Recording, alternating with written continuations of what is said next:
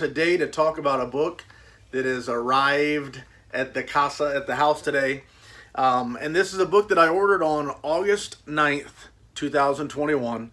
Paid $175 for plus shipping, which was about $9 for shipping. And the book arrived today. As the time I'm recording this is June 10th, sorry. I don't even know what's today's date. June 10th, 2022. So with all the stuff going on, all of the excuses that some publishers are making why they're 3 or 4 or 5 or 8 years behind their expected delivery dates for books, Subterranean Press is behind, but they're getting the stuff pumped out. And this is a Subterranean Press book. They got it to me in the mail, and let's talk a little bit about it. The book that I got in the mail today is called Mexican Gothic by Silvia Moreno-Garcia. And I'm sure there's some accents that should be in there that I'm not, but I'm just a dummy from Central Florida who doesn't know all the places that accents should go, so I'm sorry. Anyway, this book was written in 2020, somewhere in the middle of the year. About 300 pages, nothing too fat, and sort of, I guess, hard to describe. Some folks would call it historical fiction, horror, thriller. There's a lot of elements in there, but the name of the book is Mexican Gothic, so you already kind of assume that it's going to have certain elements. Somebody's going to be confined or trapped in a place. There's going to be family stuff, problems, either long-time family problems or whatever they're going to be involved. There's probably going to be a love interest of sorts, and so just the name alone kind of gives you some of the hint of what we're talking about. And then Mexican, naturally. I've listened to some interviews with the author, and hearing her kind of describe some of the things that went into it for her, and a lot of it had to do with colonialism in Mexico and the influences from the colonizing people from all different places in Mexico, and there's also some, I guess you would just say, some gender politics that might be involved as well. That's simplifying it, but that's some of the stuff that is involved from her perspective. And this is a book that, if you read up on it, it's got a lot of people really love this book, and a lot of people are clamoring for this particular edition of this book.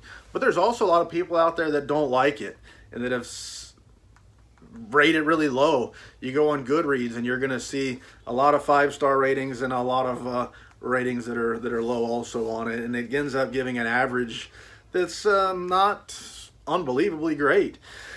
But anyway, it's a book that's got a lot of folks talking. A lot of folks really love this book. And so I ordered it when it came for sale. I jumped on and mashed them buttons and I ordered it.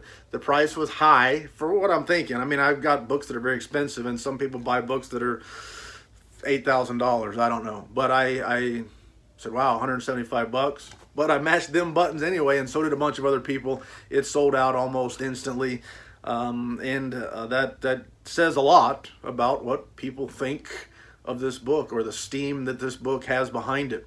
Now, recently on the Facebook, William Schaefer posted up that he was going to be publishing for Gods of Jade and Shadow, and he posted the artwork for the dust jacket as well as the end papers.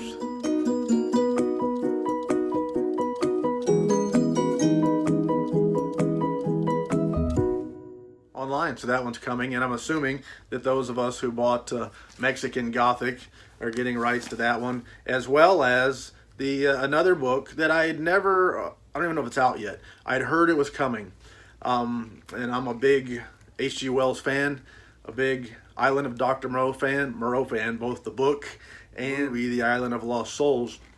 I'm a big fan, and she's written a book called, I think, The Daughter of Dr. Moreau or something like that. And Subterranean Press is also publishing that. So I'm excited for that one. I've heard about it, but as far as I know, it's not actually published. If it is, I haven't seen it, I haven't read it. But I'm excited for that one. So there's a little bit of stuff coming up. Essentially, Mexican Gothic, we have our character who's, again, her name might not say right, Noemi. 1950s. She's or upper crust of society and where she lives, and she's maybe call her a socialite. She's got academic ambitions, and her dad doesn't really dig that. And so her dad had gotten a letter from a cousin who's living in this big mansion in the country, and there's a little bit of chicanery going on, something that might put the family in a bad light. Her cousin believes she's being poisoned, and so Noemi is being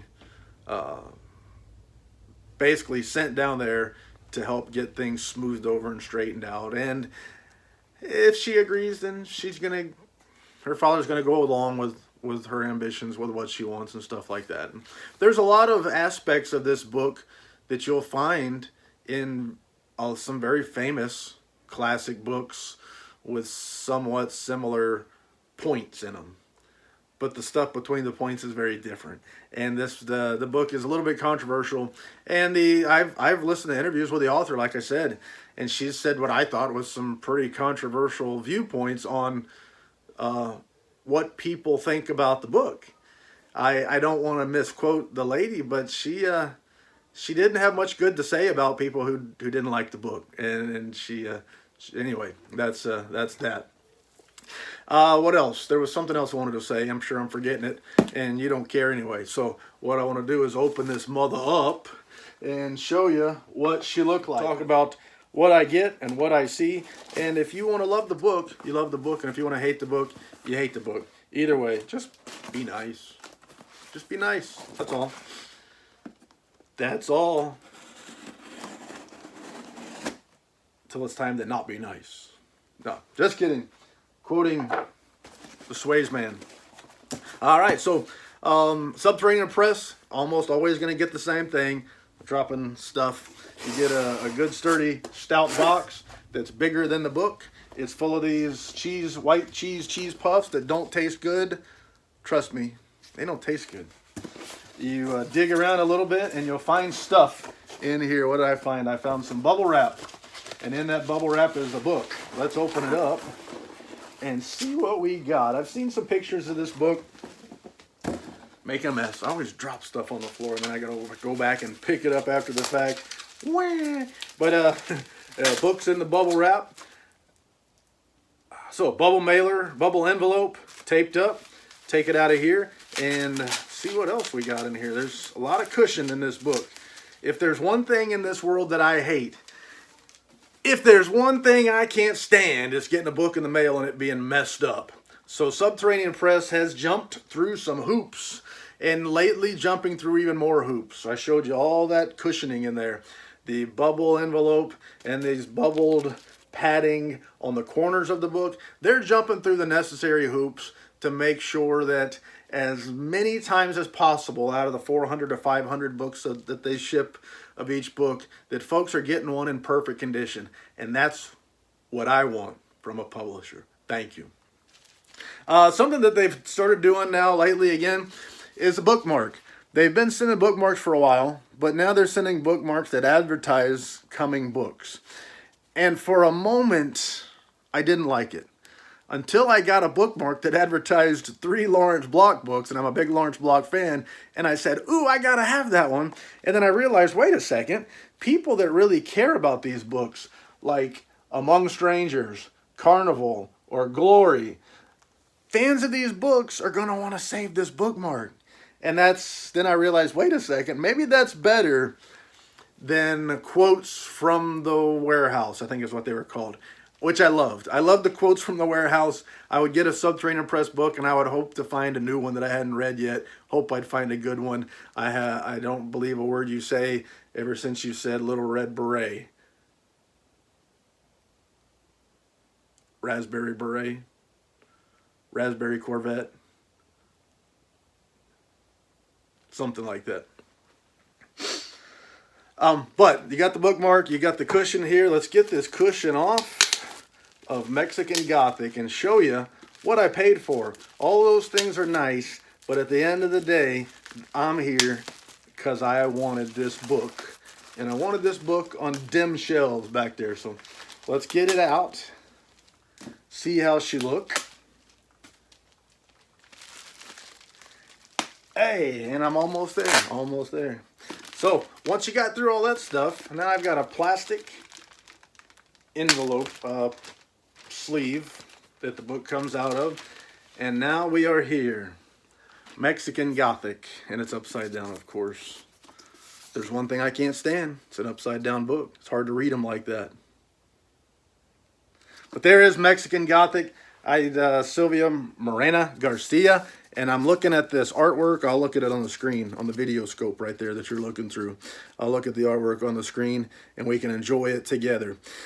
Now, at a glance, if I whoop and looked away at this book for a moment, I would think that's a big house for Bilbo Baggins' book.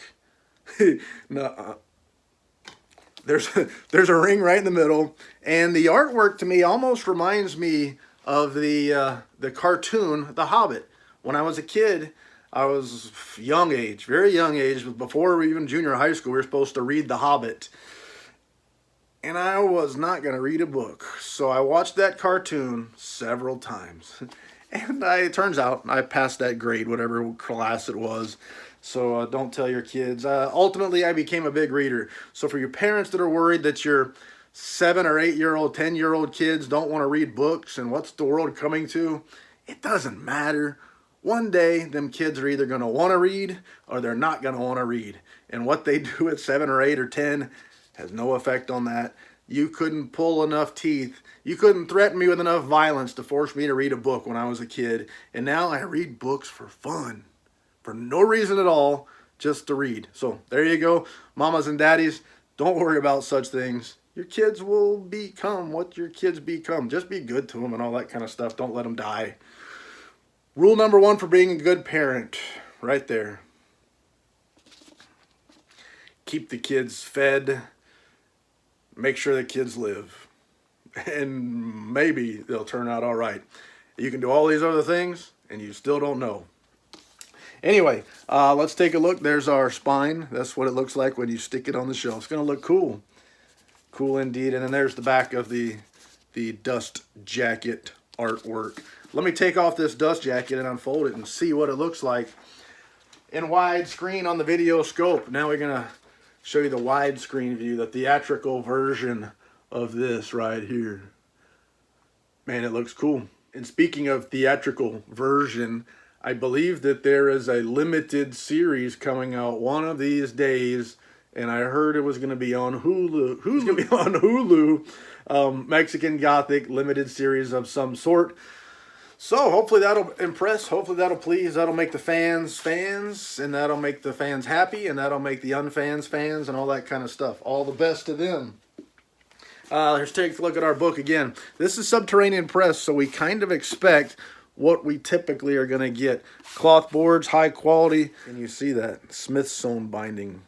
Anyway, there's the binding of this book, and end papers. The end papers are phenomenal. In a word, they look so good. I love it when there's artwork on the end sheets. And there's the back is the same as the front. What else? What else do I want to see here? Let's look at the signature page. All right. The special signed edition is limited to 500 numbered copies, 26 lettered copies. This is number 275, and it is signed by the author. Let's show that artwork right there. So the signature page is something that's important to me, as I've always been a collector. I've been a collector of autographs for as long as I can remember. And Subterranean Press 2020. Let's look and see what we look and see. A lot of folks want to know, that looks kind of neat. A lot of folks want to know when I talk about these books, what is the print size? What are the margins? All that kind of stuff. They care about those things. That's the majority of the book, is that kind of stuff. And this, for my taste, the print is large, which I don't have a problem with, and a lot of folks really love. But anyway, the print looks larger than most, I would say. And there's just an example of we get in the Subterranean Press version of Mexican Gothic. Now, what I have heard, and I'm verifying it because that's just what I heard, is that there are no interior illustrations in this book. The dust jacket, the book says the dust jacket and interior illustrations are by Abigail Larson. So Abigail did the dust jacket, and then these end papers here, which I've already showed you, that would be the included artwork. So there is Mexican Gothic. We'll put it back in the dust jacket. And like I said, I'm assuming, my experience with Subterranean Press, you got this one coming. You've got rights to a sequel, and I'm not sure, but you might have rights to other books by the author. Other people can tell you that kind of stuff. That's kind of what I expect and what I think.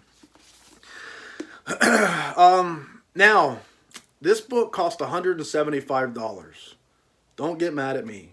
When I hold this book in my hand, I'm surprised that this is a $175 book from the publisher. I can see how on the secondary market, folks might say, I gotta have it, so price is no object. I understand that. But when I hold this $175 book in my hand, I'm left wishing there was more to what I get when I pay $175 for. And at the end of the day, I bought it. A lot of other people bought it, and a lot of other people want it, so I'm probably wrong. Not surprised, and I'm used to it. Just how I feel. Anyway, I got nothing else to say. So, c'est la vie. Baby, thanks for watching my video.